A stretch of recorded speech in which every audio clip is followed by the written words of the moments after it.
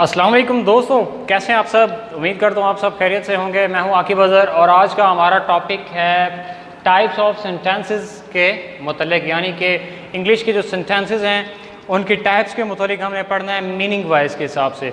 अगर आप मेरे चैनल पर न्यू हैं तो मेरे चैनल को सब्सक्राइब कीजिए, इस वीडियो को लाइक कीजिए और अपने दोस्तों से शेयर करना मत भूलिए। जी दोस्तों, तो बढ़ते हैं हम आज के अपने टॉपिक की जानिब। जी दोस्तों, आज हमने इंग्लिश सेंटेंसेस की इकसाम पढ़नी है, जो मीनिंग के लिहाज से किस तरह के वो सेंटेंसेस हैं हमने वो पढ़ना है। तो मीनिंग वाइज इंग्लिश सेंटेंसेस 5 होते हैं। उनमें पहली किस्म है असर्टिव सेंटेंसेस। ये यहाँ पर फर्स्ट लिखा हुआ है असर्टिव सेंटेंसेस।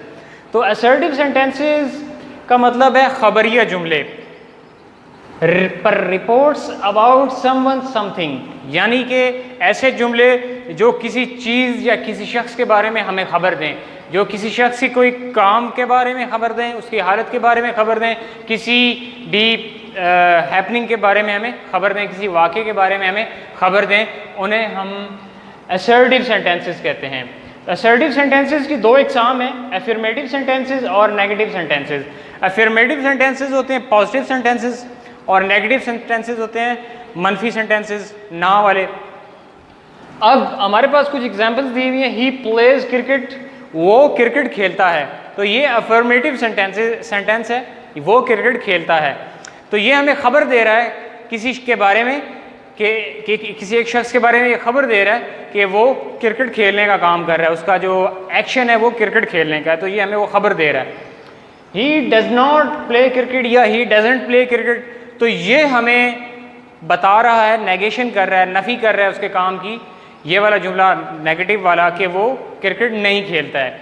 ना वाले जुमले किसी भी काम के ना होने का बताते हैं और जो पॉजिटिव अफर्मेटिव सेंटेंसेस होते हैं वो किसी काम के होने का बताते हैं। जी दोस्तों, तो इसके बाद हमारे पास है सेकंड किस्म है इंटेरोगेटिव सेंटेंसेस, जिन्हें हम उर्दू में सवालिया जुमले कहते हैं।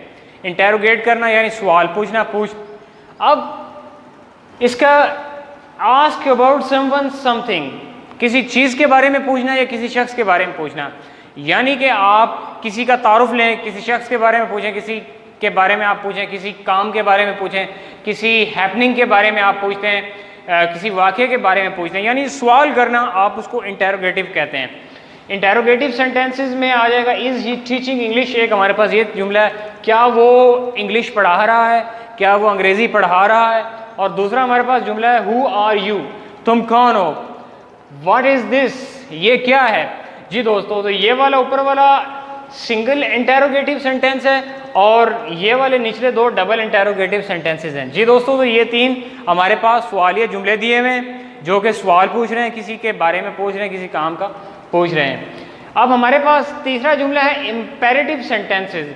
इम्पेरेटिव सेंटेंसेस को कहते हैं हम उर्दू में हुक्मिया जुमले, जिनके अंदर ऑर्डर पाया जाए, यानी हुक्म, ऑर्डर को कहते हैं हुक्म।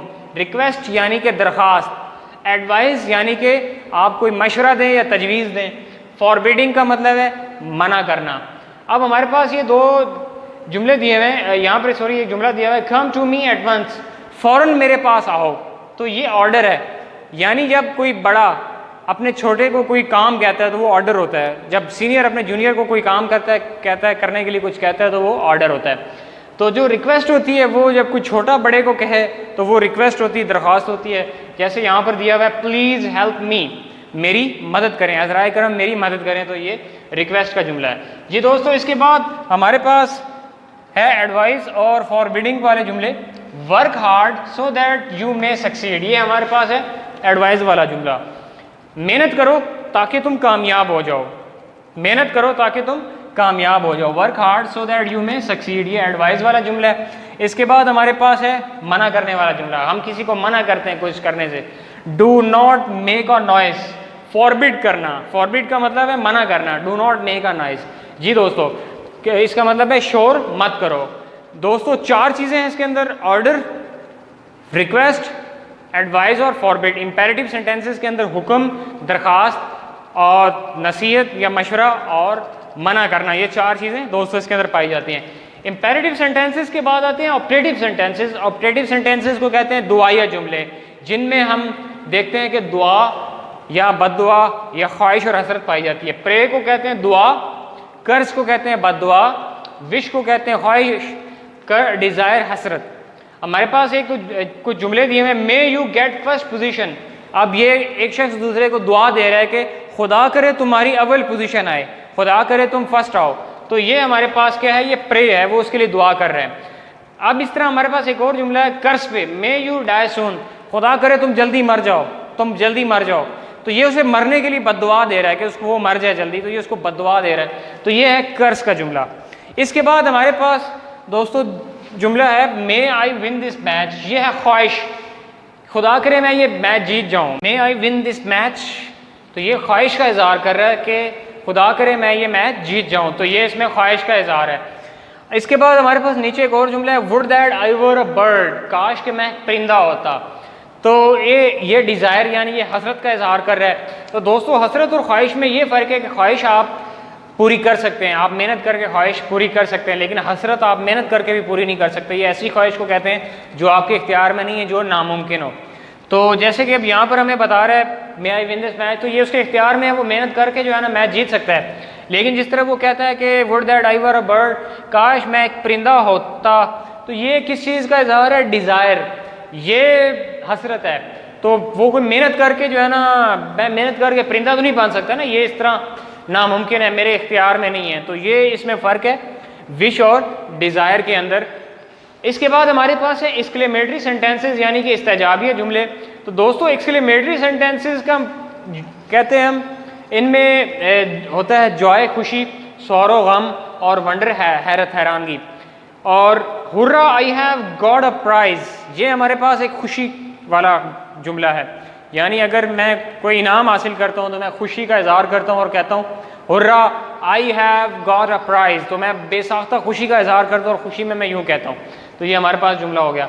अब एक गम का जुमला है हमारे पास सौरो का, एलास आई एम फेल, अफसोस के मैं नाकाम हो गया हूँ। तो ये हमारे पास कौन सा जुमला है, ये नाकामी का जुमला है, यानी कि ये हमारे पास गम का जुमला है, ये गम का बता रहा है, दुख का इजहार है, एलास आई एम फेल। तो ये सौरो का जुमला है। इस तरह हमारे पास तीसरा खुशी गम के बाद है वंडर हैरन, हैरत हैरानगी, हैरत का मतलब है हैरानगी। तो हैरानगी में एक हैरानगी का जुमला लिखा है what a beautiful car this is, कितनी खूबसूरत कार है ये, वाह कितनी खूबसूरत कार है ये। What a nice watch this is, कितनी उम्दा घड़ी है ये। तो जब हमें कोई चीज़ अच्छी लगती है, कोई चीज़ हमें पसंद आती है, तो हम उसके बारे में एकदम खुशी का इजहार करते हैं और हैरानगी का इजहार करते हैं। तो ये उसी तरह से वंडर का जुमला दिया है what a beautiful car this is, इसका मतलब है कि ये हैरानगी का जुमला है, वो हैरान होकर कह रहा है कि कितनी उम्दा कार है ये, खूबसूरत कार है। जी दोस्तों, तो आज हमने ये जाना कि इंग्लिश सेंटेंसेस की 5 इकसाम होती हैं मीनिंग वाइज, मानी के हिसाब से। पहली असर्टिव सेंटेंसेस, दूसरी इंटरोगेटिव सेंटेंसेस, तीसरा इंपेरेटिव सेंटेंसेस, चौथा ऑप्टेटिव सेंटेंसेस, पांचवा एक्सक्लेमेटरी सेंटेंसेस। असर्टिव सेंटेंसेस यानी कि जो किसी शख्स या चीज़ के बारे में हमें बताएं, उसके काम अमल या किसी हैपनिंग के बारे में, किसी वाक़े के बारे में इतला दें, और इसमें पॉजिटिव और नेगेटिव दोनों आते हैं। इंटरोगेटिव यानी सवालिया जुमले, जिसमें हम सवाल पूछें किसी हैपनिंग के बारे में, किसी वाक़े के बारे में, किसी इंसिडेंट के बारे में, किसी चीज़ के मतलब होने के बारे में, तो वो इंटरोगेटिव सेंटेंसेस हैं। किसी शख्स के काम करने के बारे में हम पूछें, उसकी हालत के बारे में पूछें, तो वो इंटरोगेटिव सेंटेंसेस हैं। और इंपेरेटिव सेंटेंसेस हैं हुक्मी जुमले, जिनमें ऑर्डर, रिक्वेस्ट, एडवाइस, फॉरबिडिंग पाया जाता है। ऑर्डर जो है ऑर्डर जो है वो हुक्म है जो बड़ा छोटे को देता है, और रिक्वेस्ट जो है वो दरख्वास्त है जो छोटा बड़े को देता है। एडवाइस ये है, एडवाइस कहते हैं मशवरे को, जब दो बराबर लोग आपस में बात करते हैं, एक दोस्त दूसरे दोस्त को मशवरा देता है, तो वो हमारे पास ये दिए हुए जुमले। फॉरबिडिंग है मना करना, आप किसी को किसी चीज़ से मना करते हैं तो वो फॉरबिडिंग कहलाता है। उसके बाद है हमारे पास ऑप्टेटिव सेंटेंसेस, ये दुआया जुमले हैं जिसमें प्रे, दुआ, कर्ज, बददुआ, विश, ख्वाहिश, डिज़ायर, हजरत पाई जाती है। एक्सक्लेमेटरी सेंटेंसेस एंड में, जिसमें जॉय, खुशी, सौरो, गम, वंडर, हैरानगी ये पाए जाते हैं। जी दोस्तों, तो ये था हमारा आज का लेक्चर सेंटेंसेस की इकसाम से मुतल्लिक। उम्मीद करता हूँ आपको आज का हमारा लेक्चर अच्छी तरह समझ आया होगा कि मीनिंग वाइज इंग्लिश सेंटेंसेस की 5 इकसाम होती हैं: assertive sentences, interrogative sentences, imperative sentences, optative sentences और एक्सक्लेमेटरी सेंटेंसेस। तो आपसे अगले लेक्चर में मुलाकात होती है। अगर आप मेरे चैनल पर न्यू हैं तो मेरे चैनल को सब्सक्राइब कीजिए, इस वीडियो को लाइक कीजिए और अपने दोस्तों से शेयर करना मत भूलिए। तो meet you in the next lecture. तब तक के लिए अल्लाह हाफिज़ दोस्तों।